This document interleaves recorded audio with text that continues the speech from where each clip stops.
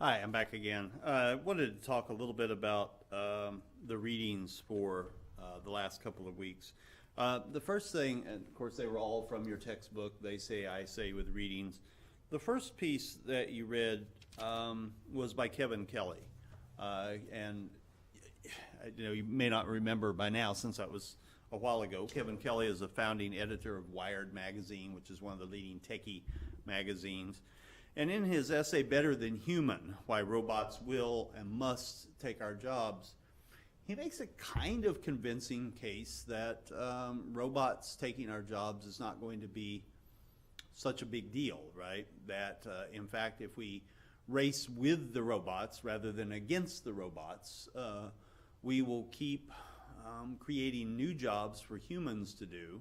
And some of them, he says, we can't even imagine what they are yet. That the robots will create jobs both for themselves and for us, and will be in this never-ending race, not against them again, but with them, with more and more progress and presumably higher level jobs and etc. I find it a very interesting essay. A couple of points I would make. One is, he does touch on a very, very important issue, and one that has not been discussed nearly enough in our political discourse, in my opinion. I thought it was interesting during the presidential campaign, which seemed to last for about 7 years, but was actually only 2015 and 2016. It just seemed much longer. Neither Senator Clinton nor now President Trump really talked much about technology and its impact on the workforce. And yet, if you read the literature that's out there, there's a great amount of research and a great amount of speculation on the part of high-tech people and futurists that, in fact, the greatest threat to manufacturing jobs in the United States is not the Chinese. It's not greedy corporations outsourcing jobs to Mexico or China, although that's part of the problem. The real problem is high tech, right? Just as we've seen bank tellers virtually replaced by machines, just as we've seen checkout people at the supermarkets replaced by self-scanner devices, telephone operators replaced by automation, etc. We have been seeing over the last few decades more and more manufacturing jobs replaced by robots. So we are beginning to see some companies bringing manufacturing plants back from overseas to the United States. But what we're seeing when that happens is often, let's say they moved a plant in the 1980s to Mexico for cheaper labor cost. And at the time that they left Pennsylvania, let's say, that plant employed 500 people. Well, they may be bringing that plant back to Pennsylvania today, but it may employ 25 people and a whole lot of high-tech robots and computer equipment, right? So manufacturing today is getting, it's cheaper, as Kelly says, to manufacture closer to home rather than ship something over the ocean from China. So this creates an interesting set of new problems, and I think it's significant that neither major political party nor neither major presidential candidate, even as far as I'm aware, address this issue, other than saying you should get an education, right? That's the standard advice we've been giving everybody for years now. Go to college and prepare yourself for the new information economy. The problem is the machines and the robots and the computers are taking over jobs faster than we can keep up with it, right? And so it's really hard to tell a young person today, major in X, because that will be where the jobs are, when we have yet to see what effect the internet and robotics and other as yet unknown technologies may have on X over the next decade. Even in healthcare, which seems like one of the surest things today, more and more of it is automated and computerized. So it's an interesting essay. I'm not trying to be the negative person. I think Kelly is partially right, but I do think there's another side to that.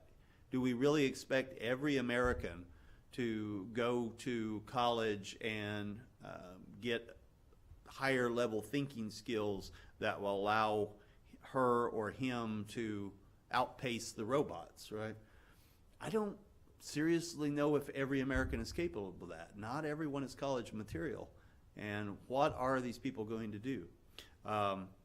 It may be that we have to really radically redefine our idea of what a full-time job is, right? 40 hours a week for everyone that wants to work may no longer be possible. The French already have a 35-an-hour work week. We may have to consider something like that. But of course, if people are working fewer hours, we're going to have to raise the minimum wage or figure out some way for market forces to raise the minimum wage so that people can survive. Not that people are surviving very well on the minimum wage now, but you understand what I mean. So there were a lot of things in Kelley's essay that I thought were quite intriguing, but I can't say that I'm totally convinced by his argument, and I know some of you were not totally convinced by it either, judging from your discussion post. On 330 through 338, we read this strange little piece by Brooke Gladstone and Josh Neufeld, the cartoon basically influencing machines. And I'm just going to mention a few of the problems that I think Ms. Gladstone identifies in this. One is homophily, right? This is on page 331. Homophily is the instinct to drift toward people like ourselves, flocking together like birds of a feather, right? And of course, the internet, and particularly social media, has made it possible for us to do that even more extensively than we would have, or efficiently maybe, than we would have in the past, right? So if you're a conservative American, you watch Fox News and you visit certain websites. If you're a liberal American, maybe you watch MSNBC or Democracy Now! And you visit different websites. There's something for everyone in our postmodern age. But the problem is some of the things encourage us to just hang out with people like us. This is a difficult issue because we're most comfortable when we're around people like us, and yet we probably don't grow as much, and we certainly don't challenge our own beliefs and assumptions as much when we only hang out with people who share those beliefs and assumptions. So that problem of homophily, when does it become excessive, when does it become detrimental, I think is one interesting idea. She goes on to talk about echo chambers and cyber cascades leading to unjustified extremism, right? So we see this in our politics. A number of studies have noted that the Republican Party has been growing more conservative, the Democratic Party more liberal over the last decade or two, and both parties have sort of been weeding out their moderates, right? And as a result, we have a very polarized public, a very polarized political system, and that has led, of course, to a lot of anger, a lot of division, a lot of strife, a lot of protest, a lot of name-calling, people unfriending each other on Facebook, fist fights probably, more than one divorce, I would imagine. So that kind of echo chamber effect of only listening to people that we know we're going to agree with, I think is another problem that Gladstone identifies with. She talks about surveillance on 333, which is definitely a major issue. We get the sort of hysteria about new inventions. I'm not sure how you'd work that into a problem. She does talk about the studies of TV and the links between excessive TV exposure and childhood obesity, smoking, and sexual activity, which that might be something worth looking into.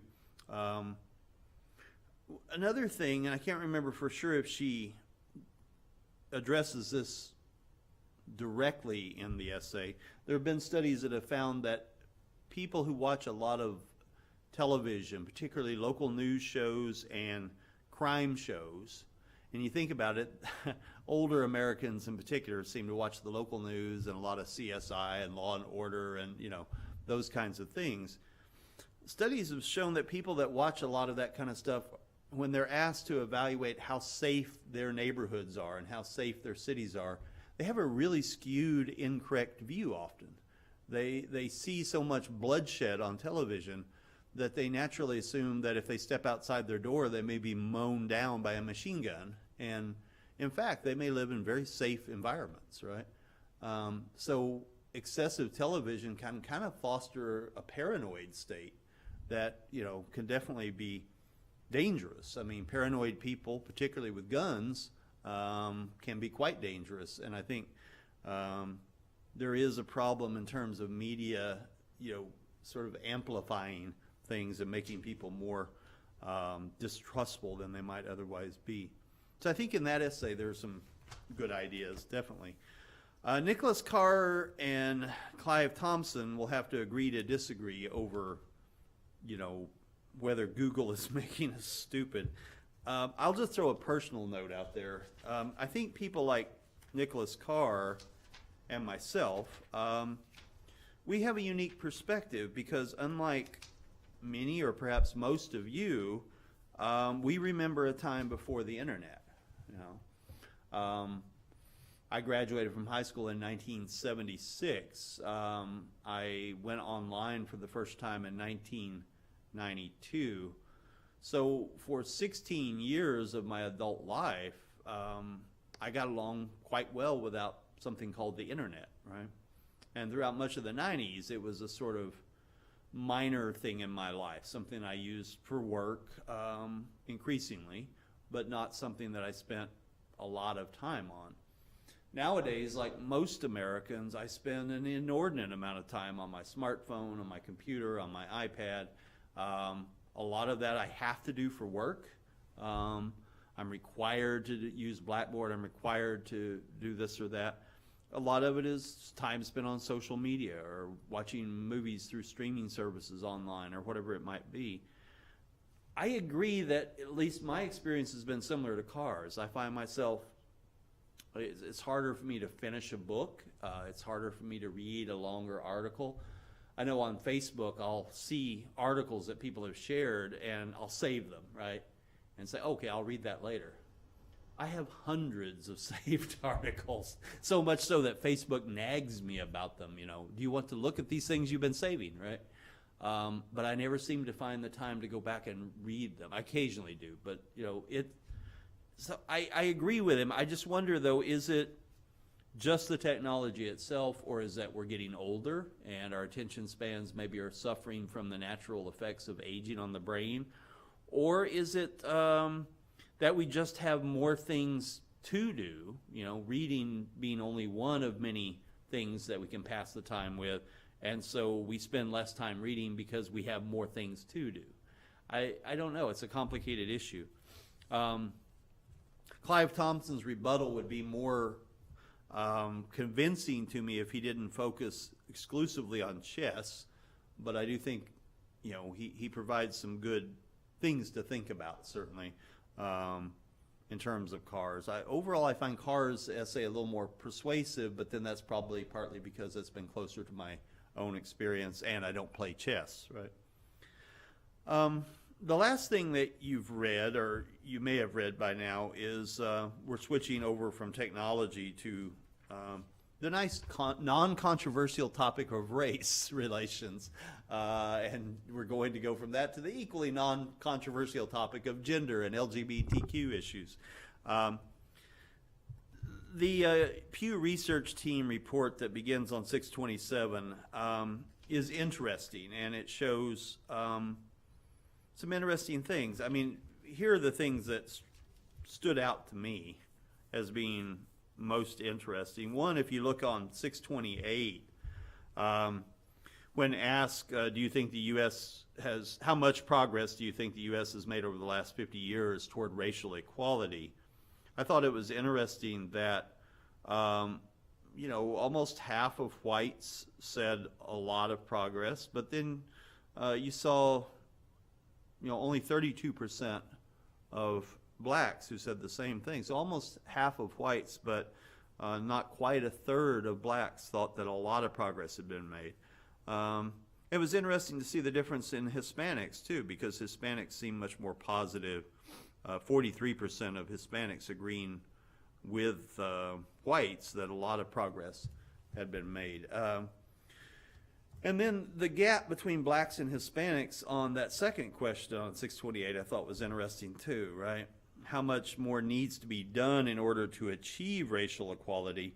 Only about half of whites thought a lot more needed to be done, but 79% of blacks thought a lot more needed to be done to achieve racial equality, but only about 48% of Hispanics. So Hispanics and whites tended to have pretty similar views, only a 4% difference on whether a lot needed to be done, but the percentage of blacks was much, much higher. I thought it was interesting too when asked how well blacks and whites get along on 629, that top bar.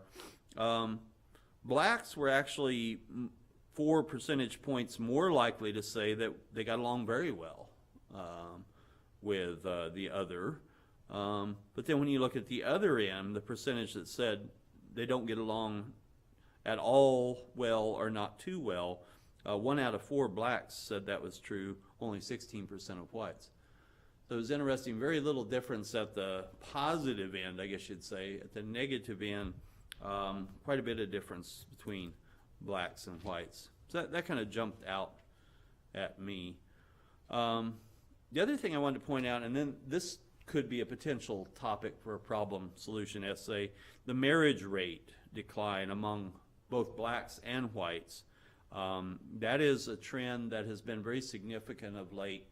In 2010, the last U.S. Census that was done, 7 years ago now, for the first time since they've been doing the census, they found that fewer than 50% of Americans live in a household that's made up of a married heterosexual couple with children. So, that's always been sort of held up as the God-ordained pattern or the media-ordained pattern. If you go back to the early days of television, like the Ozzie and Harriet and Father Knows Best kind of model of a married man and woman with kids, right? The nuclear family, as we called it. Fewer than 50% of Americans live in such an arrangement anymore. So that's an interesting trend, maybe a troubling trend. It depends on your perspective. But certainly if you do see that as a troubling trend, that might be a good topic for Essay 2, right? One final thing I wanted to point out, and that is if you were interested in that Pew Research report and found some things to think about in it, you might be interested in looking at this web link. It's not under the research links, but down at the bottom. This is an updated report on race and inequality. And what it shows, and this is not perhaps really surprising, over the 3 years between the report in your book and 2016, just last summer when Pew issued this new report, blacks have become much more pessimistic about racial equality, but so have whites. And I think part of what we're seeing there is probably the influence of the sort of relentless media coverage of police shootings of African Americans, some clearly justified, perhaps others more questionable, and the formation of the Black Lives Matter movement, which of course spurred the formation of the Back the Blue movement, or people saying all lives matter. Obama's presidency, had been around for 5 years by the time of the study in your book. I think during his second term and towards the end of the second term, I think the rosy optimism that our first African-American president meant we'd turned a corner, I think that had faded to some degree. And I think that combined with all the controversy over police shootings and what seemed to be a new attitude of racial polarization probably is driving this more pessimistic view. But you might look through this report. It definitely gives us a little bit more specific data in some cases, but you'll notice it also looks at things like household income, which are discussed in the essay in your book. So I just put that there for anybody that's interested in looking at maybe some more updated information on that. And finally, right above that too, Project Implicit at Harvard. back in the late 80s, early 90s, some scientists came up with what was called the IAT. I'm trying to remember what it stands for. I can't remember exactly what it stands for right now. You can find that information on here. But the IAT test is a scientifically vetted test to determine unconscious bias, right? Not conscious bias. Conscious bias would be someone saying, I hate black people, right? Or I hate white people, or I don't think these people should be treated the same as everyone else. I mean, that's very conscious bias, right? That's just out and out racism. Subconscious or unconscious bias is the kind where you're not even aware of it, and yet it may influence your actions in some ways. And that first initial test just covered blacks and whites, and you can see it on there. This was the original test. I took this one back shortly after it first came out. But you'll notice they've added to it a whole range of others. So we have ones on whether you're more likely to associate black faces with weapons than white faces, your views on fat versus thin people, on older versus younger people, comparing white presidents with Barack Obama, skin tone, looking at people of color, but some of whom have darker skin tone than others, and detecting whether you have a bias towards the lighter skinned or the darker skinned individuals. Gay straight bias test, gender and science. Do you find it hard to associate female faces with scientific discoveries? Arabs and Muslims, Native Americans and whites, Asians and whites, gender and career. I mean, again, do you find it hard to picture a man as an elementary school teacher, or a man as a nurse, or a woman as, say, a general in the Army, or a construction worker? And then disability. And I'll leave this link up for quite a while for you guys to play around with. Again, keep in mind that if you score a certain way on this, it doesn't mean you're a racist, because a racist is someone that acts on his or her biases, right? It just means that you're normal, because you can't live in a culture like the United States where there are so many conflicting messages being thrown at us by our families, by our churches, by our communities, by the media, by our political leaders, that you don't get infected with some of these biases, right? That's why I never bother saying I'm not racist. I don't consider myself a racist person, but I'm well aware of the fact that, like anyone else, I carry around this sort of subconscious baggage that I've been infected with. And these tests are interesting ways to sort of measure yourself on some of these categories. So again, you can play around with that. And I think you can get some results on some of those, which would be something that you certainly could use in a paper, since it's associated with Harvard University. Okay, that's just a little recap of the readings so far in Chapter 2. I'll be back next week with hopefully some more discussion of the readings and of the tentative bib and annotated bib and those other things like that. So be looking for that video to be posted sometime next week. Also, I haven't forgotten about your essays. They will be graded before the next one's due. I'm going to try to get them knocked out before next weekend. So sometime next week you should see grades on Essay 1. I apologize for the delay. I'm just swamped with things, as many of you are. So thank you for your patience. Goodbye. Have a good weekend.